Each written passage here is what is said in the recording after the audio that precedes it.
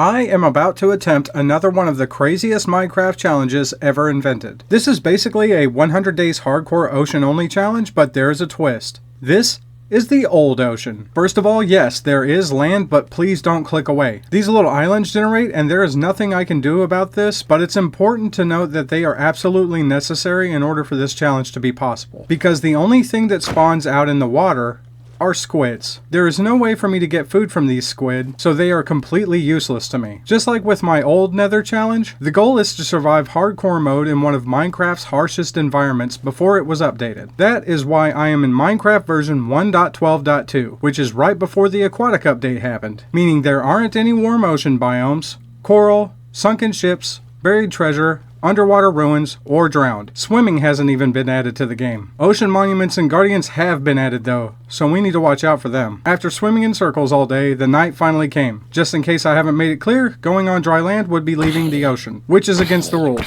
However, anything that falls into the ocean is fair game. Think of it as being claimed by the sea. Make sure that you kill the mobs in shallow water because in this version of the game, everything sinks straight down to the bottom of the ocean. Some spots are so deep that it is very easy to drown by accident while trying to get these items. What about digging blocks? In my mind, digging a block would be touching the land. Hypothetically speaking, if a creeper saw its reflection in the water and exploded, then any debris that fell into the water is okay to grab. Food is the number one most important thing on my list. I hate to admit it, but the only food item I know I can obtain right now is rotten flesh. Zombies are able to see you from 15 blocks away, so getting them to walk into the water is really easy. I swear guys, it's not like I want to eat rotten flesh. It just seems to be the only way to survive. Finding another island took me all of the next day, but lucky for me, a spider had finally spawned. Now the reason I need spiders to spawn is because they drop string, but without wood, this string is going to do nothing but fill an inventory slot. When it comes to obtaining wood, there are two ways I know of. Either A, I can trick a creeper into blowing up a tree that is close to the water, or B, I swim around until I find a village. Look for a village it is. A thunderstorm rolled in as if there wasn't enough water already, and I paused the game for a moment to take a break when this happened. Whoa, no way. There is no way in 100 years I could have done this on purpose, and I can almost guarantee that it will never happen again. I want to know what the odds are of pausing Minecraft during a lightning strike. Taking my chances with creepers is not something I really want to do, but we need more blocks. After an entire day of rain came to an end, I finally discovered a village. Some of the village is on land, but a good portion is over the water. Like I said before, if it is in the ocean, then it is fair game, and these wooden planks are definitely in the ocean. Crafting table acquired, and now I'm just gonna grab a few more planks while we can. The most useful thing you can possibly craft for this challenge is a boat. Obviously the pickaxe is going to be important too. And I can finally use that string to make us a fishing rod. Without being able to get these items, surviving out here in the endless ocean will be the most unpleasant Minecraft experience you can imagine. Normally I would stay and gather more wood, but I want to go put these new tools to good use. I can't do much more without gathering some food anyway. Finding a spot to set up base would also be a good idea. After suffering the insane amounts of rotten flesh in this and past challenges, it is not my favorite food choice. Raw fish isn't that great either. Maybe if I think of it as sushi instead? Despite this being a hardcore Minecraft challenge, sitting in my boat out at sea with a line in the water felt like a small vacation. My hunger bar and health started to regenerate. Things were going slow at first, but then I started to catch some odd stuff. Or should I say awesome? Starting a base in the ocean without ever touching land is not going to be easy. You will want to find a spot that is close to the water's surface. Make sure it's not too deep for you to build and work early on. Looking for a spot at night is tough though, so I'm going to keep fishing. I had a really good feeling about this new fishing spot. I have not spent this much time here at all, and I already got an enchantment. Fire aspect, that's not going to help me out here. Just keep trying. Alright, okay, now that is much better. Always record everything because if you don't, then people aren't going to believe you when stuff like this happens. This is like a gift from Poseidon. This is literally the best thing I could ever get out here. I can basically fish forever without having to make a new rod. On top of that, the stuff we get from fishing is going to be really good now. Think about it, we got this fishing rod from the same Lure 3 enchantment that it has on it, and it has Luck of the Sea on it as well. A possible spot to set up base had caught my eye and I headed down to give it a shot. The only thing I managed to do was place my crafting table down at the bottom of the ocean. Refusing to give up on this spot, I started stacking sand so I don't lose my place. Now that I have lost my crafting table, building a base will just have to wait. The smart thing to do is go get more wood and a sapling for when we get the base ready. So that night I went to the island not far from my spot and I looked around for trees that might be close to the water. Zombies started wandering out into the ocean, so I moved in to take care of them. If you ignore them, then they will just pile up and swim out to you, so don't do that. Besides, we might get lucky and some iron or a carrot might drop. Then again, you might get really unlucky and a rainstorm will start while you are busy trying to do something risky. Maybe, if it rains enough, the sea level will rise. Sadly, there isn't enough time to wait for global warming. We will have to wait for this thunderstorm to end though. I don't want to risk dying to a lightning bolt or something. I need to see what I can fish up anyway. This might be a good time to talk about my plans going forward. An underwater base sounds really cool, so I'll be gathering materials for that as I go. There is no point to even getting started without more wood and a sapling though, so I'll need to get those first. What do we have here? Dude, fishing used to be so broken. For the base, I'm gonna need a ton of sand. I'm not even sure how much. We can find mounds of sand pretty high up in the ocean, so that won't be an issue as soon as I can make tools again. I think I see a wolf fighting a skeleton way over there. Correction, killing a skeleton. After the rain stopped, I continued fishing until a creeper spawned. Getting these things to explode where you want them to is almost impossible. On top of that, it is really dangerous. The only thing I can do is wait and keep trying until a sapling falls in the ocean. Fishing is a productive way to pass the time while you wait. This creeper got punched right in the face and decided that was the only time it ever wanted to get punched in the face. There could totally be a sapling in that pit over there, but these guys won't let me anywhere near it. Honestly, I have never been so happy to see wolves. A skeleton could and would easily kill me right now. Okay, I'm gonna take care of these zombies. Get out of here, man. If there is a sapling there, then I'm gonna be very happy. I'm not gonna hold my breath though. Can I tame this guy?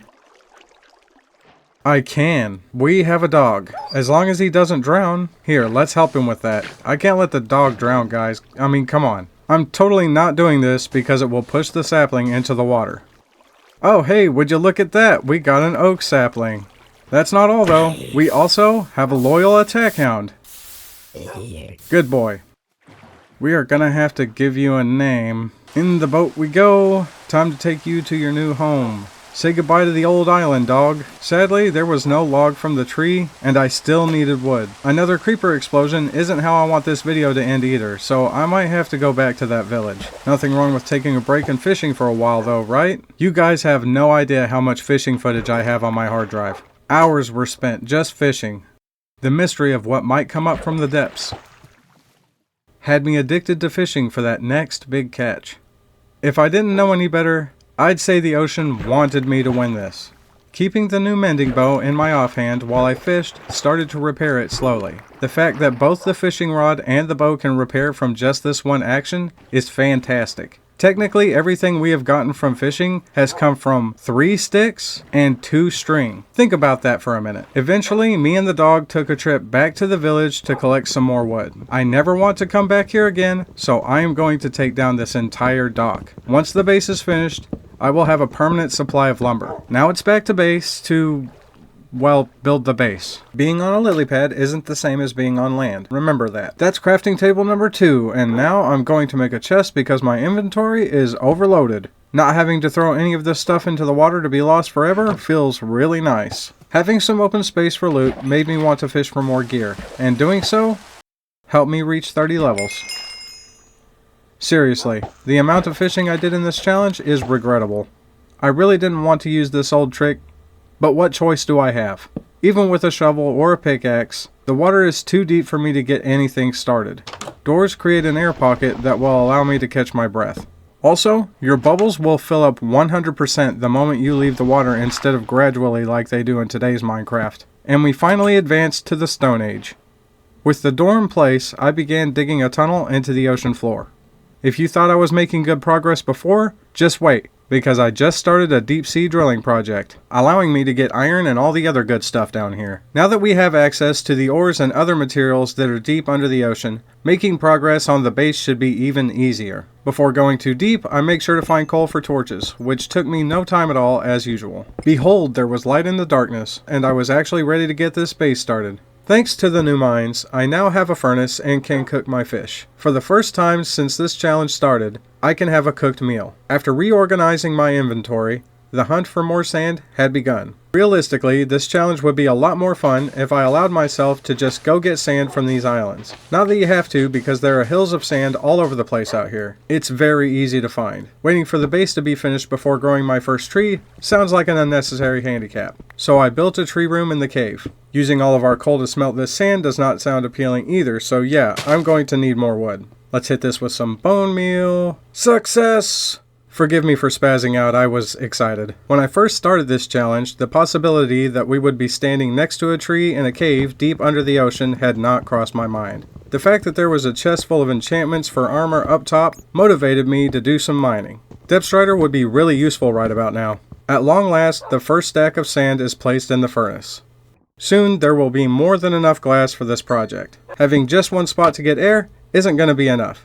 Use trapdoors to make an air pocket that you can also place a torch in. These are way easier to find down in the dark water too. Random lights being scattered around your base also looks kind of nice, so that is a plus. First, I'm going to place a ring of glass where I want the tank to be. Misplaced glass will be a complete waste since I don't have silk touch, so I took my time. Some of the area needed to be leveled out a bit in order to fit the build. The first glass structure is filled with gravel, and then glass is placed on top until just one block is left open. After that, we dig straight down into it. Don't waste any time clearing out a space, or you might just drown. Nobody said this was going to be easy. I'm actually just doing this little one first for practice. Good thing too, because I ran into more than a couple of problems. However, this room speaks for itself. Sure, there isn't much space, but it's a really good start to an underwater colony. Plenty more needed to be done, so a lot of stuff got finished while waiting for more glass to smelt. Wasting time just isn't my style. Building a big glass bubble and trying to empty it out is really difficult. The easier thing to do is to make a solid box of blocks and then cover that with glass. After this, you can hollow it out and there will be no water to deal with at all. If you can think of a better solution right now, then please let me know in the comments section. Please forgive me for the video being so dark. I did my best to make it brighter without ruining the video, but it's something I always deal with in these older versions of Minecraft. Since we are on the topic of old Minecraft, what other Minecraft versions should I do challenges in? Every time I ask, there are a few people who give me amazing ideas for future videos, so you really can't blame me for asking. This challenge was actually a request from the comment section of the Real Hardcore Nether Challenge, so, like I said then, if you ask me, it might become a future video. Of course, there wasn't enough glass to finish the build, so I had to go sand hunting again. Not a lot of time was needed to be spent on it though, since we have access to iron tools now, and any block of sand that had water above it was coming home with me. One short boat ride back to the base later, and now I can finish what I started. Out of everything I've done in this challenge so far, I'd say that building this underwater base has been the most tedious and difficult. Sure, jumping across the ocean while waiting to be blessed with a village was tough, but this was nowhere near as simple. Digging all of the blocks away after the glass was placed is a lot of fun though. Everyone should try this, seriously. Soon, there will be a small ecosystem in here and all kinds of stuff. Listen up, dog, this is your final test. Swim to the base. Do it and you will become an official member of the Banclam army. Wow. He came right in behind me. Look guys, you can see our base from the top of the water. Now that's nice. If only I had a lot more glass and a little more patience, then this glass box could be a bubble. Now I know what you're thinking. There is no way it was this easy. And I'm here to tell you, it wasn't. I starved to death.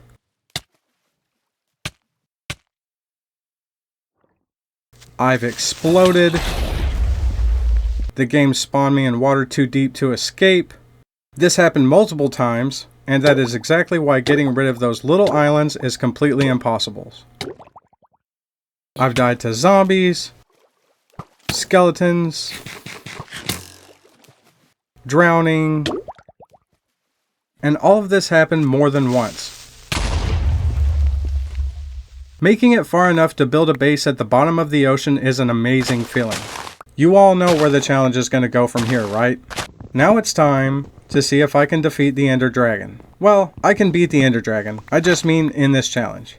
There was still quite a bit of preparation to be made before going to the end though. So more of my time was dedicated to the mines. Getting ourselves an anvil took a lot longer than expected. Out of all the things I could do with this anvil first, the top priority is naming the dog. I asked you guys what we should name him, and there was a literal flood of great ideas. However, one stood out. Odie, short for Odysseus from Greek legend. Now it's time to put some well-deserved enchantments on some decent armor. Doing that will be impossible without more iron though. So I put some good enchantments on an iron pick and went mining for iron. Diamonds are also on the list of things to get. You should have known at some point there would be mining in a Minecraft video. Yes, it's the ocean only challenge, but tell me, what is out there under the ocean? That's right, a whole lot of earth. Earth made of rock, and sand, and gravel, full of caves, and pits, and trenches. I don't want to see any of you guys in the comments saying that I'm on land right now, because there is a mile of water above me. Blue as the sea itself. Diamonds are so beautiful. Looks like not everybody is happy for me though. An easy fix. Oh hey, more diamonds! Just in case you were curious, this challenge is loosely based on an old challenge that I have left a link to in the video description. Diamond tools and armor should be considered special aquatic themed items. Iron armor will have to do, because I don't want to spend too much time in the mines. Our to-do list is getting shorter, but it is far from finished. Next up is go to the nether and get blaze rods. If there was a way to get blaze rods without going to the nether, then I would do it. Look at this, good armor and a diamond sword. I wonder how close I can get to the ocean monument over there without dying. This is not a good idea. Several attempts were made to get into this ocean monument during the challenge. The closest I ever got was here. And you can see right now exactly how far I got with that. Truthfully, before the update, I had never actually been able to clear an ocean monument. How sad is it that Cyclops fish are my counter? A nice pocket of obsidian is just waiting for me at the bottom of this ravine. Some ocean water is flowing down onto this lava pool, which makes the task a whole lot simpler. Mining the obsidian upstream allowed the blocks to flow over to me. From time to time, some obsidian would be lost to the lava, but that's okay. 10 blocks of obsidian to make the portal, and we are moving to the nether. Oh yeah, look guys, it's the old nether. I better build a gas shield really quick. Okay, I think that's good. Aw man, look at this place. I miss it so much. Let's get some glowstone. There's quartz too. When was nether quartz added to the game? Don't forget the zombie pigman. People literally get mad at me, but I truly do love the nether. Especially the old nether. How can you not love a place like this? Let's get some more glowstone. It's probably because of the ghasts. I don't know what I hate more, creepers or ghasts. Yes, I do. It's creepers. Straight ahead is one of the strangest things I have ever seen generate in the nether. Floating gravel is hardly rare, but this looks really cool. Just when I let my guard down, another ghast decided to attack me. It would be a real shame if this natural formation got ruined by a gas explosion. This one decided to follow me even when I left it alone. All of these distractions need to stop. I came here for one thing, so let's hurry it up. You are not going to cut me off, sir.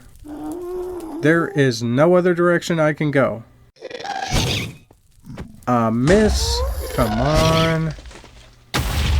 Dang it, come on, Ban. Yeah, you like that? Okay, I know I said no more distractions, but I have to get some of this soul sand. Sadly, the water mechanic hasn't been added to the game yet, so it won't push us up. Sometime later, I spotted another fortress and prepared myself for glorious battle.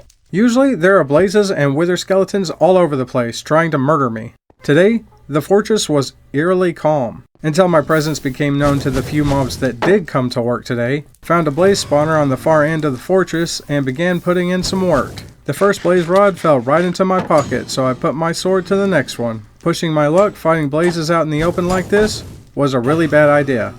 Anything could have happened. Wither skeletons could have boxed me in, a gas could have flown in out of nowhere and blasted me. None of that happened though. Farming out the blaze rods was actually the dullest and most boring part of the whole trip to the Nether. Someone made a comment on one of my videos about how the Nether Fortress could use an update, and I kinda agree with that a little bit. It couldn't hurt to add some more variation to the structure itself. How about some wither skeleton spawners, please? Parting is such sweet sorrow. Time to say bye-bye to the Nether until next time. The next thing on my to-do list is to gather ender pearls. Before we get started on that though, I would like to have a bit of fun. To show that we have been to the Nether, I am building another underwater structure entirely out of blocks from the Nether.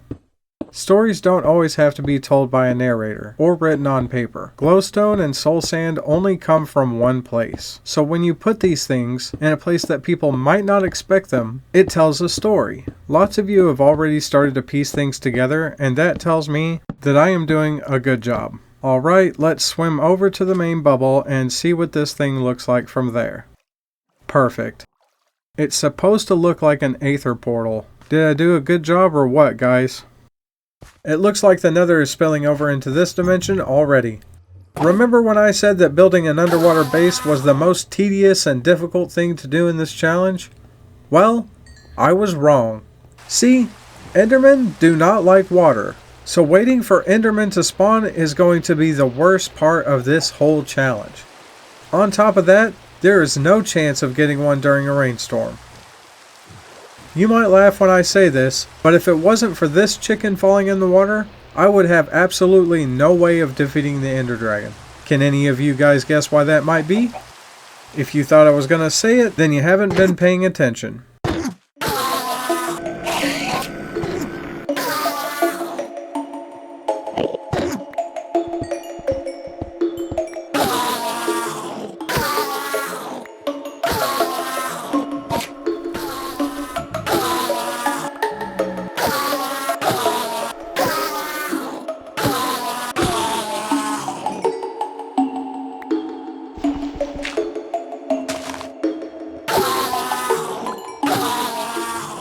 Out of all the things I had to do for this challenge, getting ender pearls was 100% the real challenge, because this was absolute insanity. After sailing in the direction that the Eye of Ender showed me for a very short time, the very distinct pattern of lit windows caught my eye. A stronghold. No. A portal room, all by itself, waiting just for me. Without wasting any time, I broke my way in. All of the things that made this challenge take longer was evenly balanced by the things that made it easier. I've done my fair share of complaining, but this has been a really fun challenge, all things considered. Now it's time to defeat the Ender Dragon once again, and add a bit of humiliation to the defeat also. Watching me fight the same boss over and over might get pretty boring if I don't shake things up a bit. So today, instead of using a bow, why don't we use chicken eggs instead? Fighting the old dragon is actually really easy because her patterns are so predictable. Be ready to dodge or hit the dragon with a projectile whenever she leaves the nest, and take out these crystals as fast as you can. Towering and bridging is dangerous because she likes to try knocking you off, but if you have been playing for a long time, then a water bucket will be enough to prepare you for this. It was a lot of fun doing this with a silly restriction like using chicken eggs, and I recommend doing this with some friends or something because I had a good laugh. Some of you have been asking me to do a challenge in the end dimension and want me to live on the island. Guys, there is no food and the dragon is going to swoop down and kill me instantly. How the heck am I supposed to survive that? 24 eggs later, and the dragon's crystals were no more. Eventually, I was able to get into position and strike the monster's heart. Usually, this would be where I go get an elytra and all of that stuff, but nope, not this time. We are going straight back to the base and giving this chicken a name right now. I now dub thee Dragon Slayer, aka Mother of Chickens. Chickens have managed to help me in every Minecraft hardcore challenge I have ever done. I AFK'd at base for a while and let this grass spread, making the bubble feel a lot more inviting. This glass tube now connects the small bubble to the big one, and it's a perfect spot to start a small wheat farm. Chickens slowly started to take over the base due to the fact that I carelessly overfeed them. Obviously, there are still a million things I can do in this world, like go get the rest of the animals and get a full set of diamond armor. For now, all I want to do is work on my aquatic base and make it look as beautiful as I possibly can. The light from the glowstone shines right through these leaves, even if you cover it up completely. There isn't really a point to building a wall for this base, but a ring of light around it will make it very visible and easy to find from above the water. What do you think about that, guys? My own little underwater paradise. I survived Minecraft's old ocean for over 100 days in hardcore mode. I want to thank my channel members for supporting me, and if you want to have your name at the end of every Banclam video, then become a channel member and join my skeleton army today. I'll see you all next time, and until then, stay golden.